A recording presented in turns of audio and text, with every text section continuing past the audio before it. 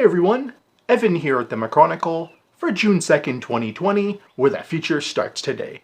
In this video, we're going to cover this article here from CBC yesterday. There is a bit of clickbait in the headline here, I'll admit. We'll get into that when we analyze the article a little bit further. Before I do though, CIBC did a poll a couple of days ago which shows of the mortgages in deferral, it breaks it down by percentage, both as far as income goes and age. By the way, if you review the conference calls of the big banks and the alt lenders last week, these percentages are only off by a percentage or two, if that's it. But keep that in mind, I am going to use this as reference later on in the video. But now to the article.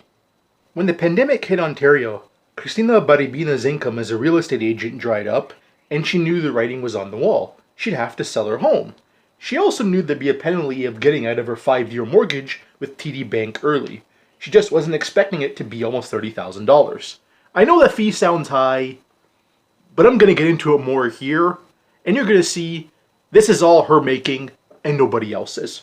Baribina says she had considered selling her home before. She put it on the market in November, then took it off when no buyers expressed interest. But by mid-March, she says, selling her home became a necessity, not a choice. Almost overnight, the real estate agent based in East Gwillimbury, 50 kilometers north of Toronto, lost all her clients. People are not listing, she says, and nobody knows when the end of it is coming. Now we go to the funniest part of this article, and why I mentioned at the beginning of this video, why I don't feel sympathy for this person at all. Compounding her problems, 2 tenants who had been renting rooms in her house moved home to be with their families. Income from a mortgage helper Airbnb suite also dried up.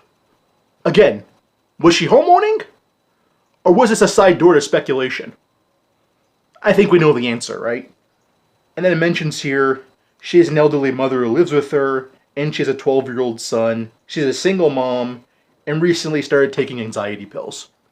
Okay, her elderly mother lives with her, she is a single parent, I understand all that. But here's the thing. The fact that she's in this position right now financially, it isn't TD's fault, it's her fault and nobody else's. Think of it this way for a second. On how y'all can prepare for a downturn.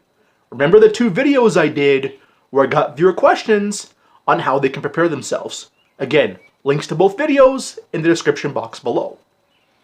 But what's the first thing I say in both videos that you can do? Okay? Think about this long and hard. It's have a rainy day fund. Make sure that just in case crap ever hits the fan for you, whether you lose your job, etc., that you have something with you where you can live in the meantime and at least survive until things get better. AKA, the reason why I mentioned this was to ensure you can properly manage the risks that are out there. Okay? I mean, this realtor here was clearly living beyond her means. She was speculating in real estate, not actually owning real estate. I don't care what anybody says. Yeah, she had the whole Airbnb thing going on. She was renting out her basement apartments. I understand her struggle and the fact that she needed extra income. But she was living beyond her means. She's a realtor. She didn't know how to manage risk. And then when crap hit the fan, she was cooked. Now I understand the virus was the big trigger to it. But as I mentioned in previous videos, it was the trigger, but not the cause. The cause clearly, especially in this situation, was over-indebtedness, over-leverage. Okay? So she's a realtor, she didn't know how to manage risk, and then crap hit the fan. Okay? So plain and simply, when I analyze the situation, she's a realtor, she didn't know how to manage risk, she was clearly over-indebted. Yeah, I know the virus was the trigger for a lot of this, but as I mentioned in previous videos, virus was the trigger, excessive debt / over-leverage was the cause. Okay? So when crap hit the fan, she had no backup plan, she was all in and lost. Okay? And then even with all that, herself, the realtor, as well as whoever wrote this CBC article, which by the way is a complete joke, but anyways, have the audacity to blame TD Bank for their problems. It's all that happened here. It's her own damn fault, and nobody else's, okay? Thought I'd throw that out there. And then going back to the article, I'm going to mention this very quick here because I do want to get to my final point. She asked for a 1-month deferral, but then realized it wouldn't actually help her. She sold her house in April. I mean, she is liquid. She is out now, so I really don't see what the issue is. But anyways. But again, on to the final point here.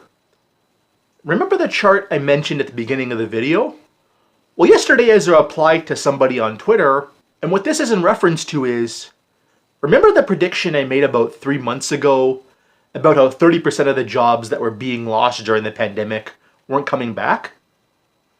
Well, from the sources I'm hearing now, that number, which was, by the way, a very high estimate at the time, may have actually been too low. Believe it or not, from what people are telling me on the phone, in DMs and emails, etc., that number right now is probably closer to 40%. Okay?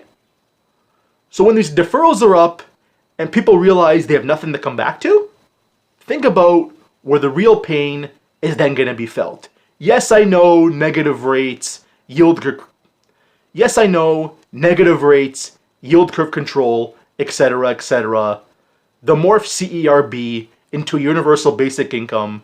Again, from a government perspective, there's no solution that's more permanent than a temporary solution. Okay? So I'll throw that out there.